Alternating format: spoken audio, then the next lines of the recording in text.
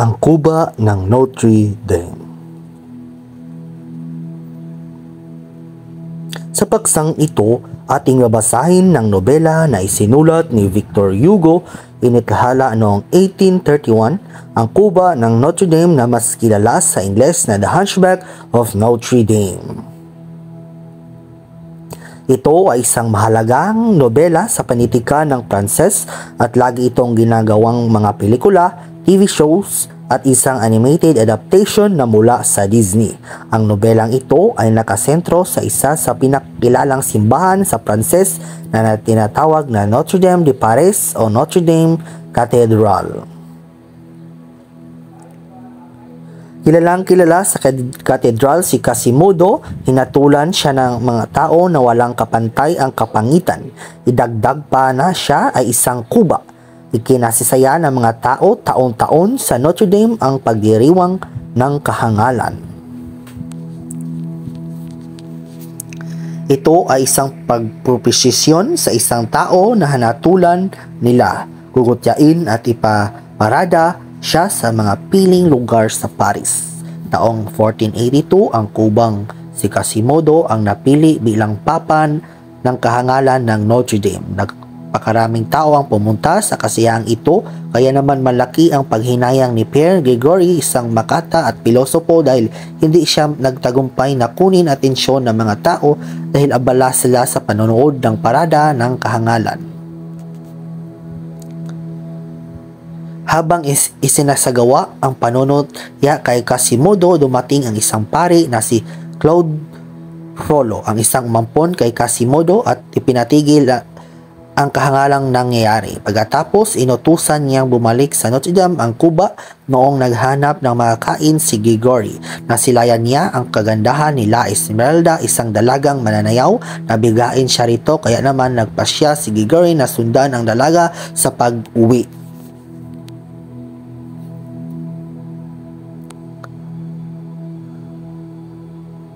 Habang binabagtas nila Esmeralda ang daan, laking gulat niya nang sinunggaban siya ng dalawang lalaki na sina Quasimodo at Frollo. Agad namang tinulungan ni Gregory ang dalaga, subalit hindi niya nakaya ang lakas ni Quasimodo, kaya nawalan siya ng malay. Dagli namang nakatakas si Frollo. Lumating ang ilang alagad ng hari sa pangunguna ni Phobos, ang kapitan ng tagapagtanggol ng kaharian.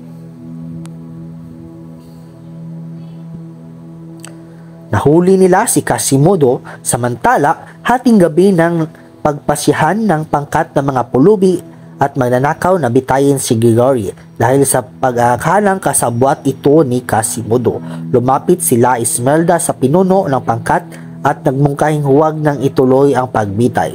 Handang magpakasal sila Esmeralda sa pinuno, mailigtas lamang ang buhay ni Gregory sa kamatayan. Nang sumunod na araw, si Quasimodo ay nililitis at pinarusahan sa tapat ng palasyo sa pamamagitan ng paglalatigo sa kanyang katawan. Hindi matawaran ang tindi ng sakit sa bawat palong inilalaan sa kanyang katawan. Ang lahat ng iyon ay kagustuhan at ayon sa kautusan ni Frollo, na kailanman ay hindi niya nagawang tutulan dahil sa utang na loob. Kasabay ng sakit ng katawan at matinding kirot na kanyang naramdaman ay ang paghuhusga sa panghamak sa kanya ng mga taong naroroon. Nagmakaawa siya, nabigyan siya ng tubig, subalit tila walang narinig ang mga taong nakatingin sa kanya.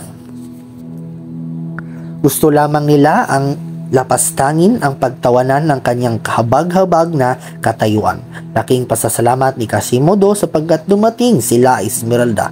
Lumapit ang dalaga sa kanya na may hawak na isang basong tubig at pinainom siya nito. Lumipas ang ilang buwan habang sila Esmeralda ay sumasayaw sa tapat ng Notre Dame at pinagkakagaluhan ng maraming tao. Napagawi ang mga mata ni Phobos sa mapang-akit na kagandahan ng dalagang, gayon din sila Esmeralda sa kanya. Sumikdo ang kanyang puso dahil inanyahan siya ng binata na magkita sa pagsapit ng gabi upang lubos na magpakilala. Lahat ng ito ay nakita ni Frollo, kaya naman nakaramdam siya ng matinding galit sa nasaksihan. Matindi ang pagnanasa niya kay La Esmeralda, Kaya napagdesisyonan niyang talikuran ang Panginoon at pag-aralan ang itim na mahika. Nais niyang mabihag ang dalaga at itago sa kanyang selda sa Notre Dame. Sumapit na ang hating gabi, oras na upang magkita sina Las Esmeralda at Phobos. Sinundan at minatyagan ni Frollo ang dalawa. Habang masayang nag-uusap ang bagong magkakilala ay biglang may nagunday ng saksak kay Phobos. Ngunit mabilis ding naglaho ang may sala. Sa pagkakataong ito, hinuli ng mga alagad sila Esmeralda sa pag-akalang siya ang may kagawan sa pagkamatay kay Phobos. Pinahirapan ang dalaga sa paglilitis at sa pilitang pinaako ang kasalanang hindi naman niya tunay na ginawa. Siya ang nasistensyahang bitayin sa harap ng palasyo. Agad naman dinalaw ni Frollo sila Esmeralda sa piitan at pinagtapat ang pag-ibig sa kanya. Tumanggi siya sa lahat ng inalok ni Frollo. Inaharap sila Esmeralda sa maraming tao sa tapat ng Notre Dame upang kutyain bago siya bitayin. Ilang sandali pa ay dumating si Quasimodo galing sa tuktok ng Notre Dame patungo kay La Esmeralda gamit ang tali upang iligtas ang babae. Inihila niya paitaas ang dalaga patungo sa katedral at tumatangis sa isinigaw ng katagang santuwaryo. Matagal na niyang planuhan kung saan itinatakas sila Esmeralda sa naging kalagayan ng dalaga dahil napaibig na siya ng dalaga simula pa noong binigyan siya nito ng inumin. Bagaman mahirap para kay La Esmeralda na titigan ang pangit na anyo ni Quasimodo, naging magkaibigan ang dalawa. Lumusob sa katedral ang pangkat ng mga taong palaboy at magnanakaw na kilalang pamilya ni La Esmeralda. Naroon sila upang sagipin ang dalaga sapagkat narinig nila ang nagbaba ng kautusan ng parlamento na paalisin sila Esmeralda sa katedral. Samantala, inakala naman ni Quasimodo na papatayin ng mga lumusob sila Esmeralda, kaya gumawa siya ng paraan upang muling iligtas ang dalaga.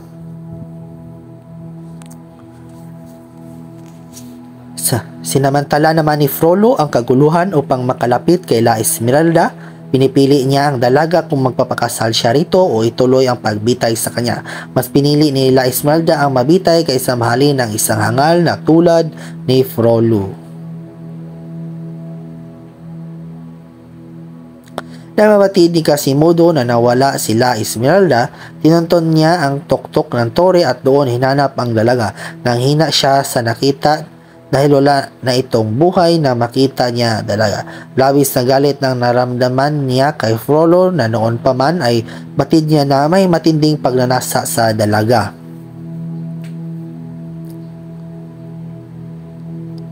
Hindi nalaman ni Quasimodo ang gagawin nang namataan niya si Frollo. Hinihila niya ito at sa matinding galit na darama inihulog niya ito mula sa tore. Pinatay niya ang paring kumupkop sa kanya. Habang nakatitig na sa walang buhay na katawan na minamahal na babae, napasigaw si Quasimodo, "Walang ibang babae akong minahal." Mula noon, hindi na muling nakita pa si Quasimodo.